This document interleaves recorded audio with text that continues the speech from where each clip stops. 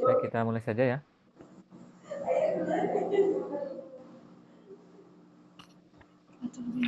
Suaranya jelas ya?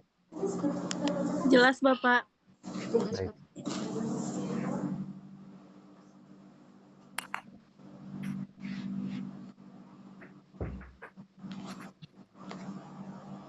Baik, bismillahirrahmanirrahim. Assalamualaikum warahmatullahi wabarakatuh. Waalaikumsalam warahmatullahi wabarakatuh.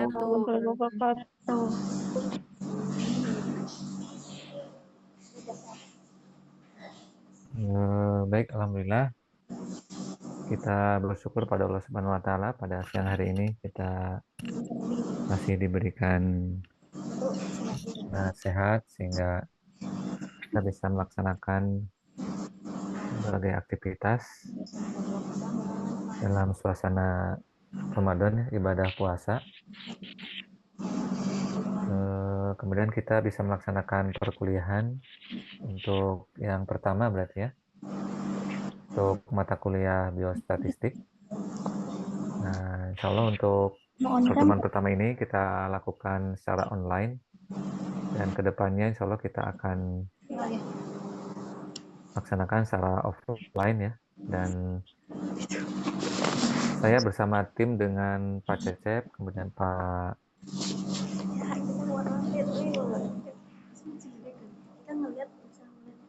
Cecep ya, bersama tim. Kemudian nanti saya tugasnya sampai dengan UTS, saya akan menyampaikan tentang teori dari statistika itu sendiri.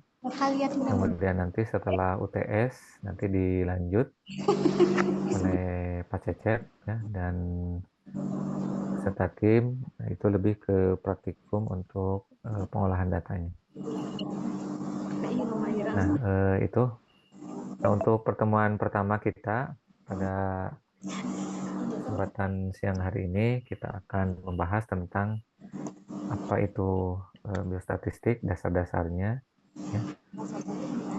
Nah, ini sebenarnya sudah dipelajari juga ya, mudah-mudahan ketika SMA tuh, matematika, kemudian tentang teori probabilitas peluang ya.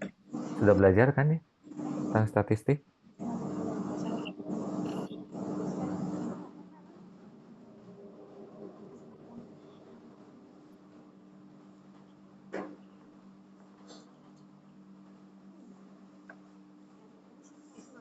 Nah, ini pengertian dari statistika ya.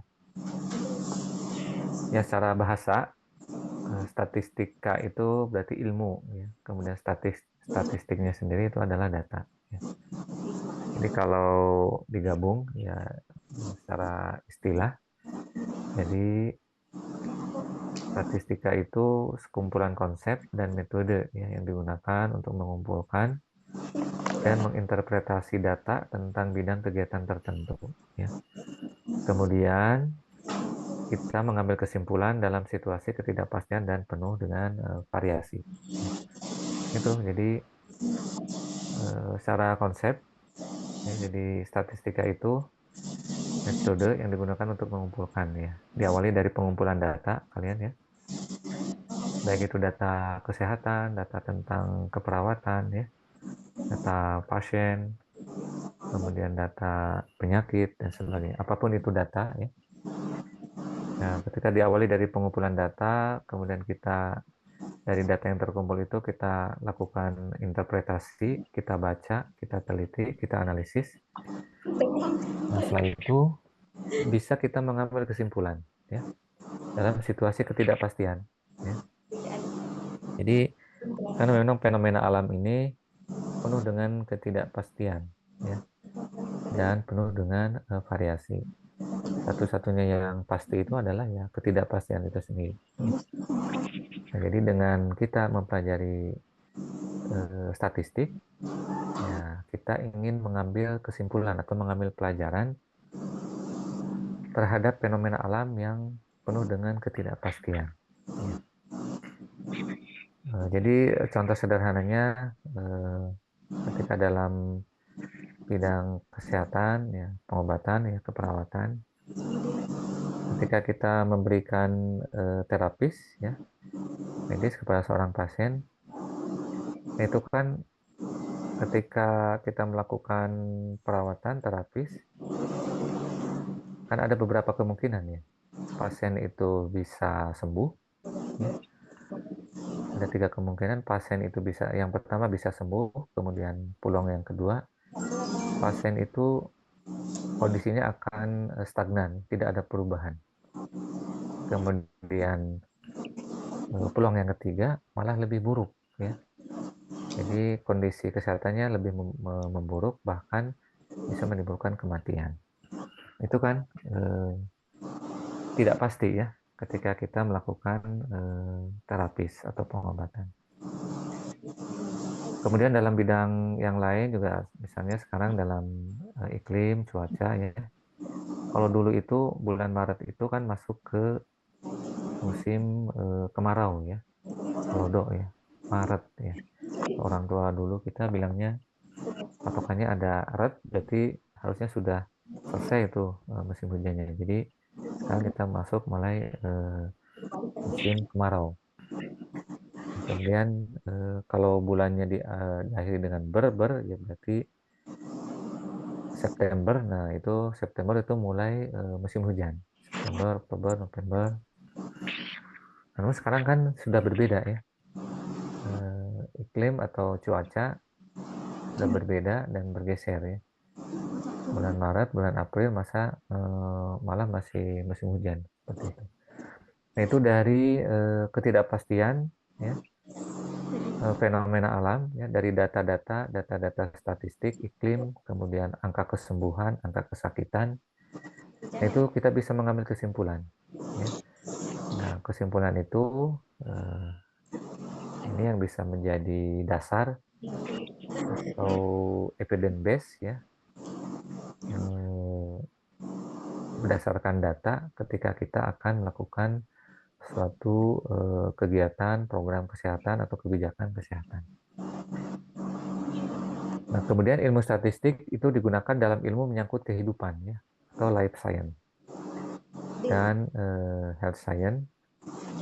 Nah, kalau ilmu tentang kesehatan maka kita mengenal tentang biostatistiknya.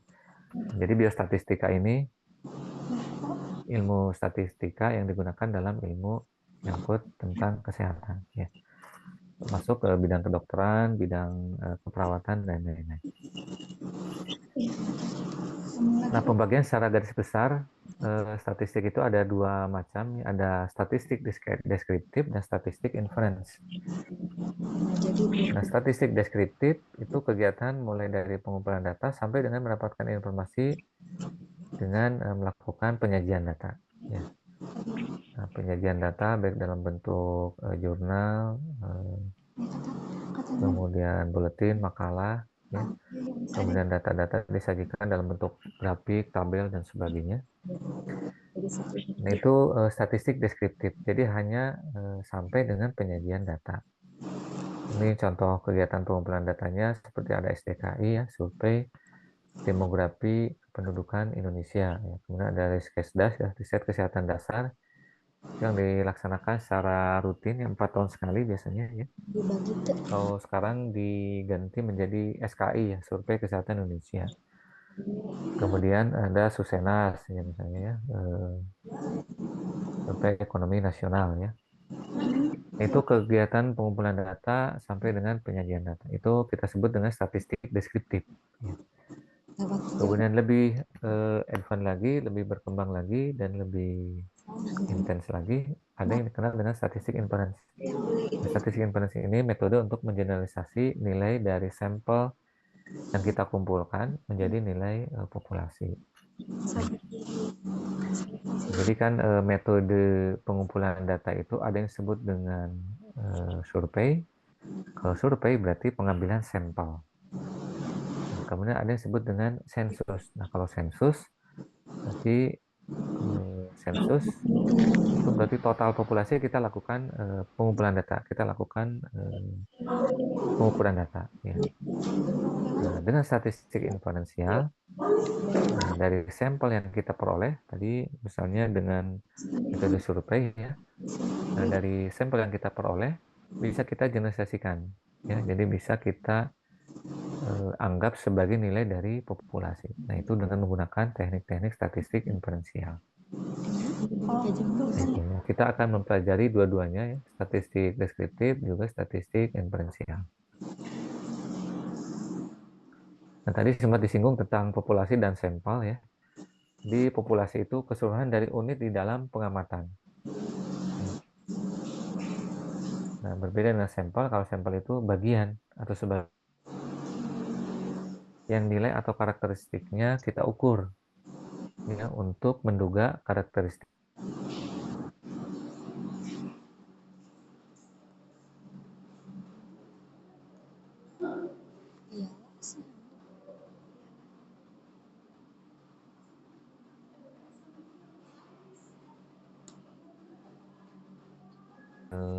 Atau melakukan kegiatan sensus, misalnya sensus kesehatan, ya, pada Sivitas Akademika UBHI.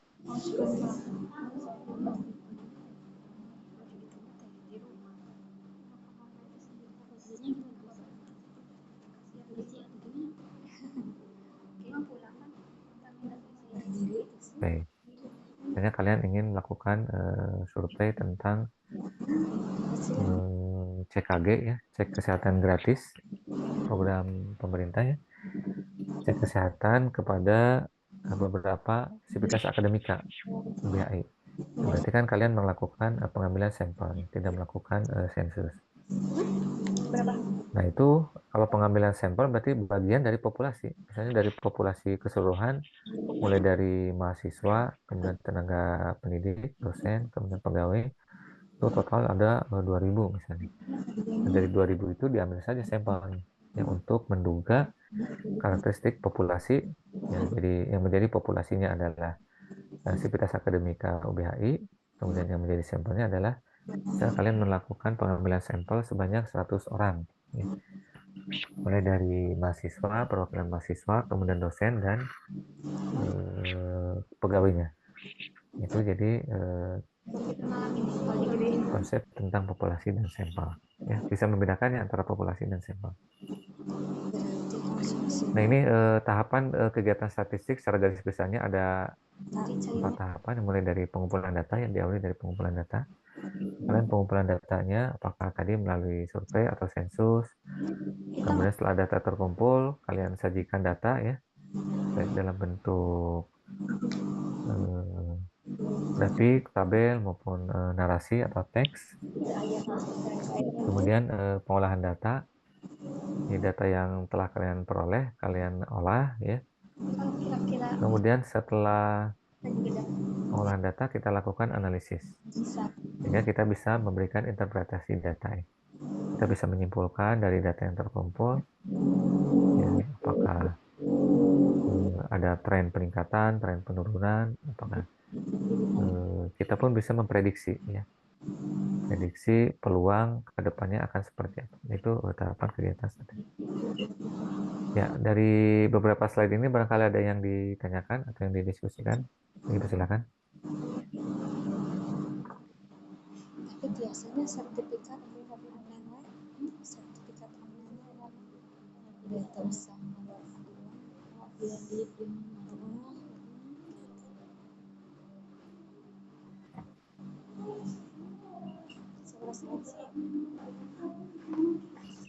Ada yang ditanyakan? 72.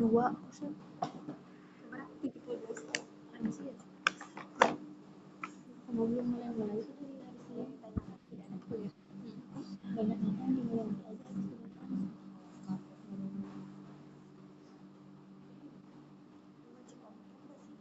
Baik, kalau tidak ada kita lanjutkan berarti, ya.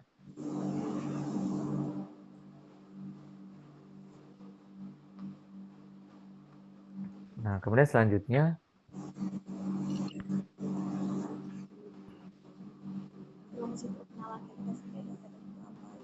kita membahas tentang data.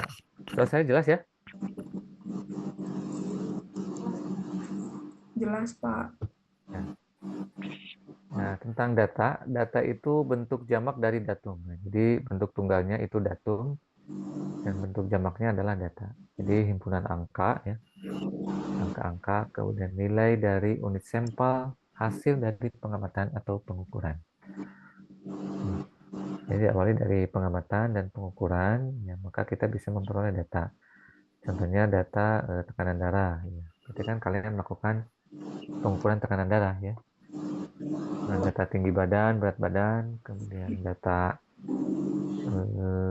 hasil pemeriksaan gula darah, ya kolesterol, nah itu data. Ya. Kemudian berdasarkan bentuknya, itu kita mengenal data kualitatif dan data kuantitatif.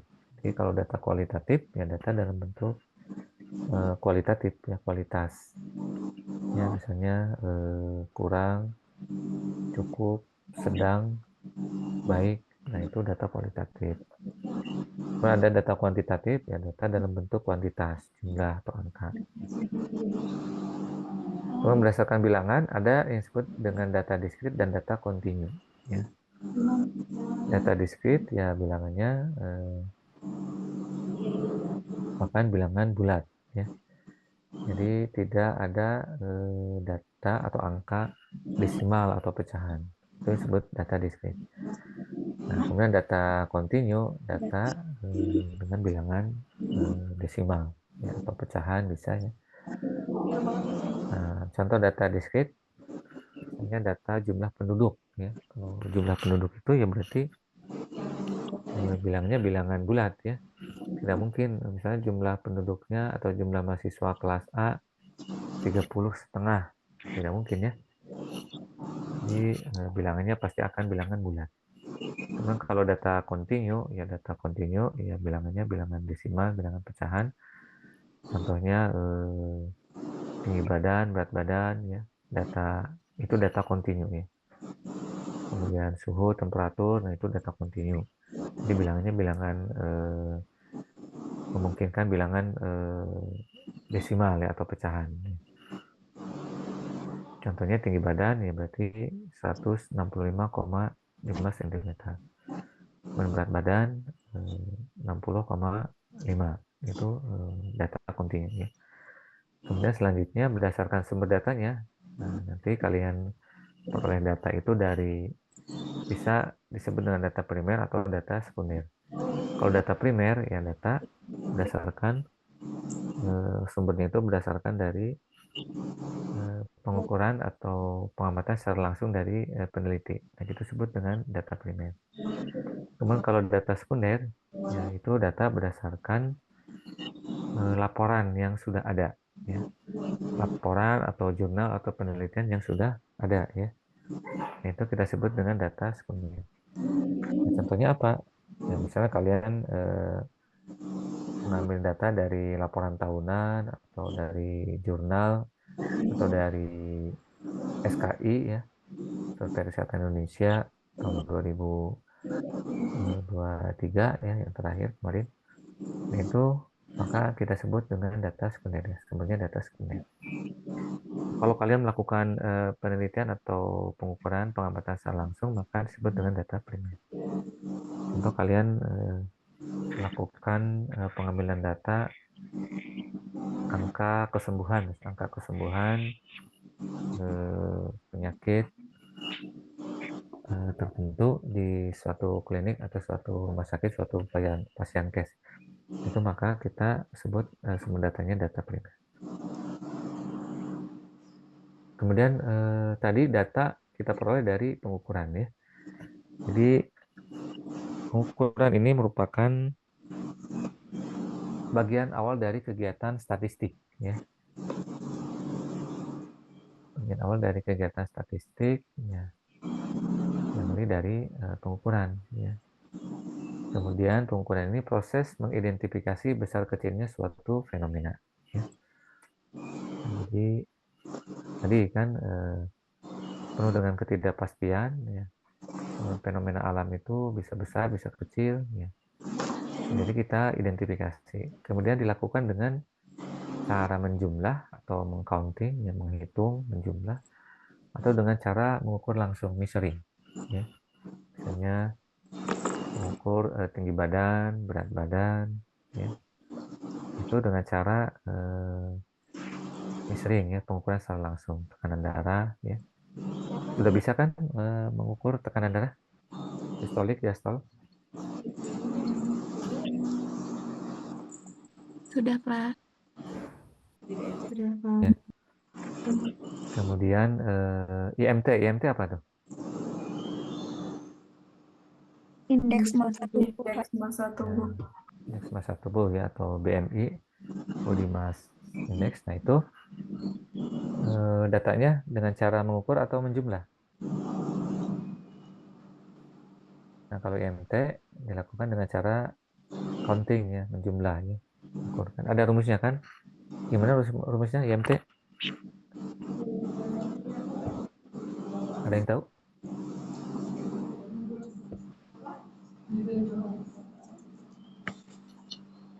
Rumus ya.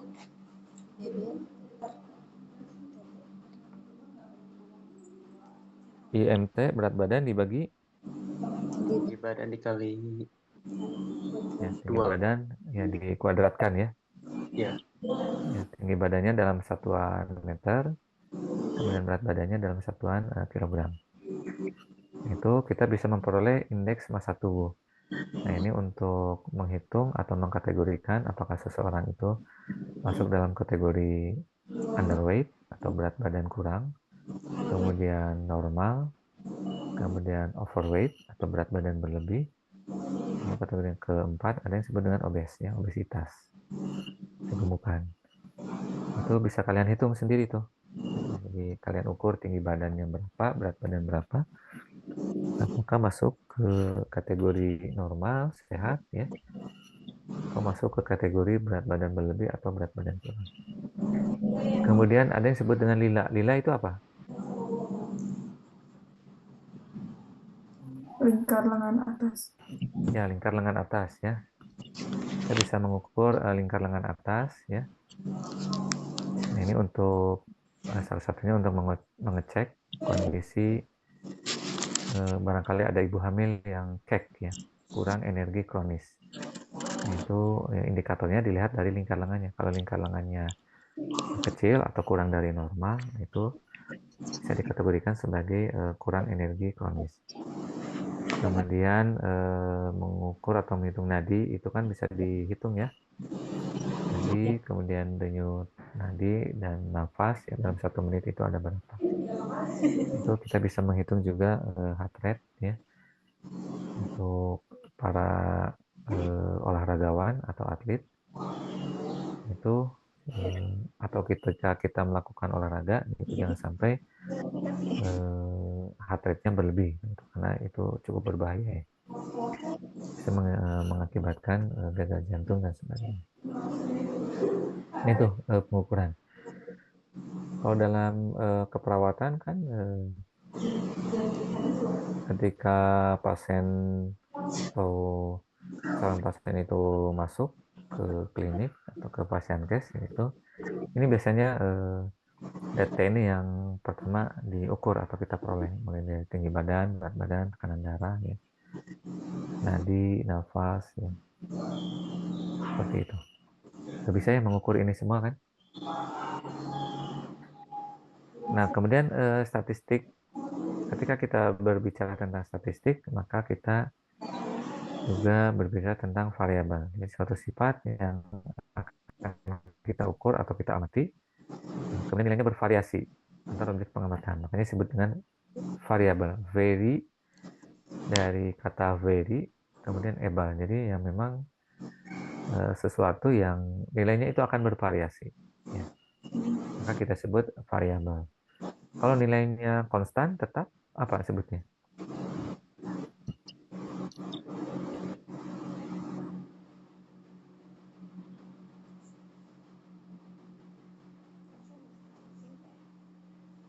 kalau nilainya tetap, maka konstanta sebutnya, ketetapan konstanta. Nah, tadi fenomena alam itu kan bervariasi ya, berubah-ubah. Maka bisa kita sandingkan satu variabel. Jadi ketika kalian ingin melakukan pengamatan terhadap bayi baru lahir, apa saja tuh variabel yang memungkinkan yang bisa kita ukur? Ya, mulai dari berat badan kan, itu biasanya kita langsung timbang ya bayi baru lahir itu. Kemudian panjang badan kita lakukan pengukuran panjang badannya ada berapa sentimeter. Ya. Apalagi kira-kira pengamatan bayi baru lahir?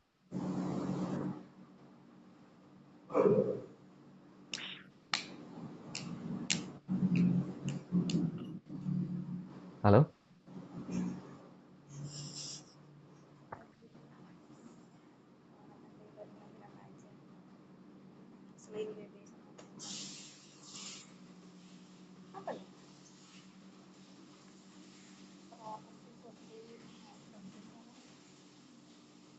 Warna kulit, kita pernapasan, detak jantung.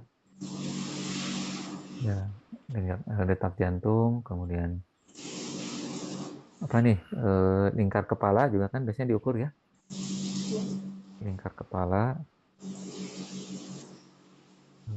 berat badan, panjang badan, ya. Yaitu ketika kita melakukan pengamatan terhadap bayi baru lahir. Jadi variabel berat badan, panjang badan, lingkar kepala, salah satu contohnya. Nah, kemudian variabel dalam penelitian, ya kalian sudah belajar tentang ini kan, metode penelitian?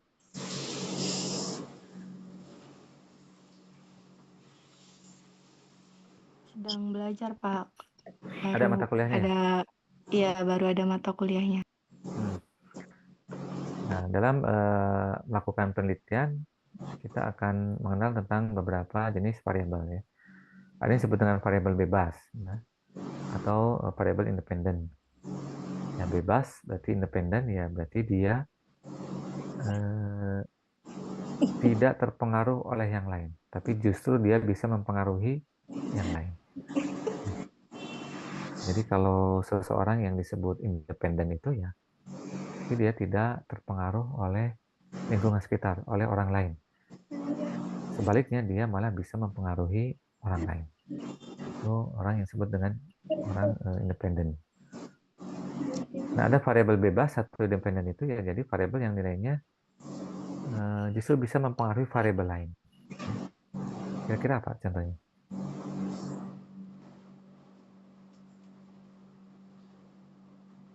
Kemudian ada variabel terikat atau dependen. Nah, ini sebaliknya. Jadi variabel dependen itu variabel yang nilainya justru tergantung dari nilai variabel bebas atau tergantung pada variabel lain. Nah, contoh penyakit jantung, contohnya ya. Nah, penyakit jantung itu kan yang menyebabkan penyakit jantung itu banyak faktor ya, banyak variabelnya ya. Contohnya bisa dari kebiasaan merokok, kemudian dari tekanan darah. Nah, jadi variabel penyakit jantung itu PJK ya, penyakit jantung koroner itu kan dia tergantung kepada variabel lain, maka disebut dengan variabel dependen. Adapun tadi tekanan darah, kemudian kebiasaan merokok, kemudian aktivitas fisik, nah itu bisa kita kategorikan sebagai variabel bebas karena dia bisa mempengaruhi variabel lain. Salah satu contohnya ini bisa mengakibatkan penyakit jantung. Nah, jadi bisa kita sebut tadi kebiasaan merokok, tekanan darah itu variabel independen ya, karena dia bisa mempengaruhi variabel lain. Kemudian variabel penyakit jantung itu itu masuk ke variabel terikat atau variabel dependent. Nah, kemudian ada yang disebut dengan variabel perancu atau confounding. Ini variabel yang berhubungan dengan variabel bebas dan variabel terikat, tetapi bukan variabel antara. Nah, jadi variabel perancu ini dia berhubungan dengan baik itu variabel bebas maupun variabel terikat, tapi bukan merupakan variabel antara. Contohnya tadi kebiasaan merokok. Kalau merokok itu kan di bungkus-bungkusnya juga itu disebutkan merokok menyebabkan penyakit jantung. Nah, berarti merokok itu merupakan variabel bebas, ya, karena dia bisa mempengaruhi atau bisa mengakibatkan penyakit jantung. Nah, adapun variabel perancunya kira-kira apa? Nah, ini disebut dengan variabel perancu itu yang berhubungan dengan variabel bebas dan variabel terikat. Contohnya jenis kelamin. Ya. Jenis kelamin itu kan ada laki-laki, ada perempuan. Nah, ternyata kejadian penyakit jantung koroner itu pada orang yang biasa merokok ternyata berbeda-beda, bergantung atau berbeda baik itu pada jenis kelamin laki-laki maupun jenis kelamin perempuan. Itu yang disebut dengan variabel perancu. Ya. Kalian kan pernah dengar mungkin di salah satu iklan misalnya, seseorang yang memiliki atau riwayat keturunan diabetes itu memiliki resiko atau beresiko 3 kali akan mengidap diabetes yang dibandingkan dengan tidak. Nah, maka bisa kita sebut riwayat penyakit itu merupakan variabel confounding. Ya. Ini salah satu contoh dalam variabel dalam penelitian. Ini erat kaitannya nanti statistik juga biostatistik ini berhubungan dengan nanti kalian ketika melakukan penelitian atau metode penelitian. Ya. Kemudian ada variabel antara, variabel moderat, variabel kendali, dan variabel rambang. Nah, kemudian karena kita melakukan pengukuran, maka diawali dari tadi pengumpulan data kita peroleh dari pengukuran, nah maka ada beberapa jenis skala pengukuran. Ada 4 jenis skala pengukuran, mulai dari skala nominal, ini pengukuran paling lemah, atau disebut kategorikal ya, Jadi karena kita hanya mengkategorikan saja, mengelompokkan. Nah, kemudian tidak ada overlapping ya. Salah satu contohnya jenis kelamin, seks, kemudian agama, itu skalanya nominal. Ketika kita melakukan pengamatan atau pengukuran terhadap variabel jenis kelamin, kan ada 2 jenis kelamin itu kan, ada laki-laki atau ada perempuan. Tidak mungkin dia laki-laki juga dia perempuan. Kalau gitu berarti kan ada overlapping. Berarti itu tidak masuk kategori variabel jenis kelamin. Ya. Itu skalanya nominal, karena pengukuran paling lemah, ya, karena kita hanya mengkategorikan saja, mengelompokkan. Kemudian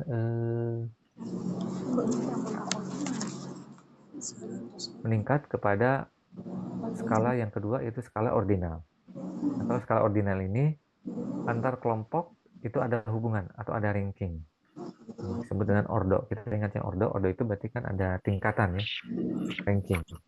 Ya, contoh skala pengukurnya itu misalnya pendidikan ya, variabel pendidikan, pangkat, status ekonomi ya.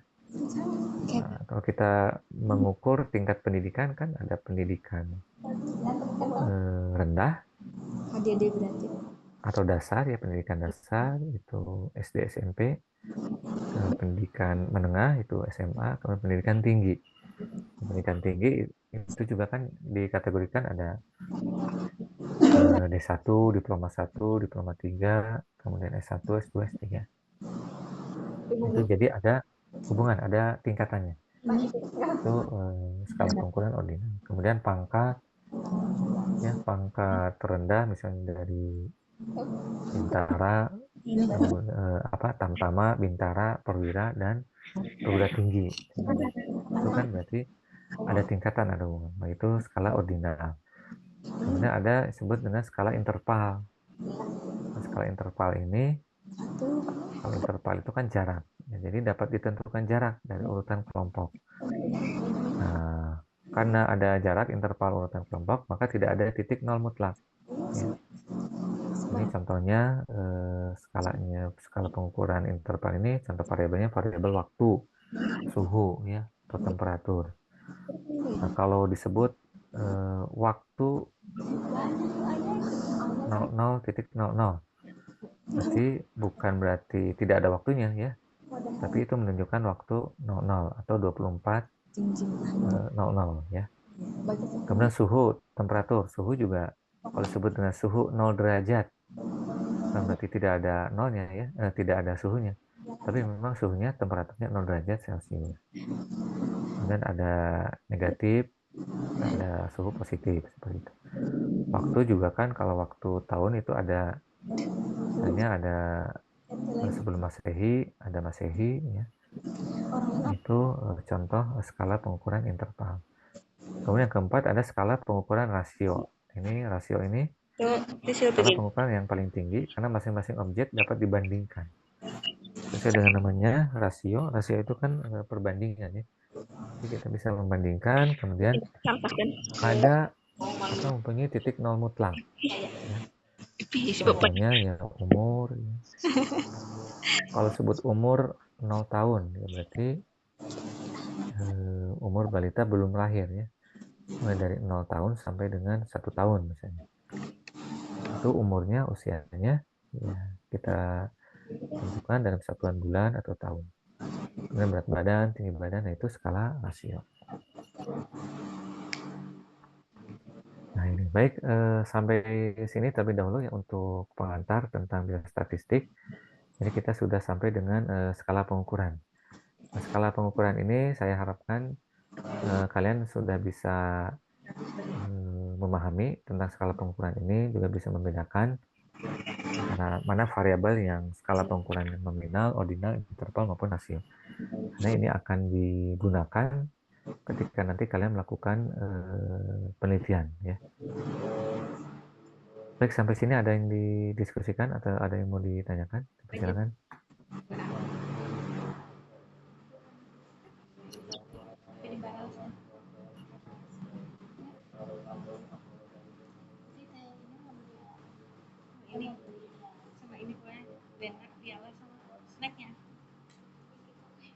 Iya, Ica siap. Halo?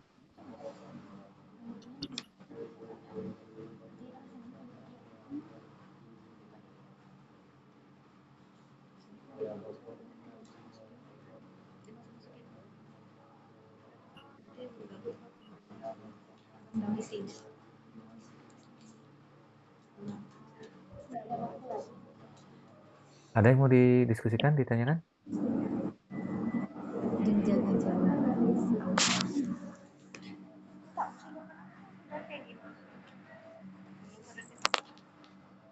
Tinggi juga ya.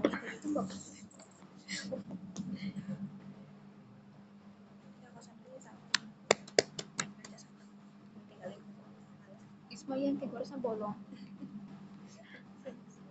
Segeli itu. Karasa.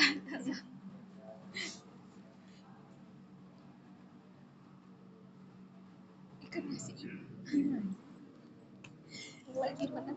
Tidak ada? Tidak ada. Sudah cukup jelas berarti, ya?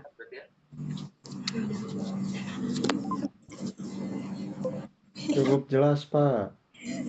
Ya. Baik, kalau tidak ada yang mau didiskusikan, mungkin untuk sementara pengantar statistik kita cukupkan dulu sampai materi tentang skala pengukuran, ya. Jadi insya Allah pekan depan berarti libur lebaran, ya. Berarti kita masuk lagi tanggal berapa tuh?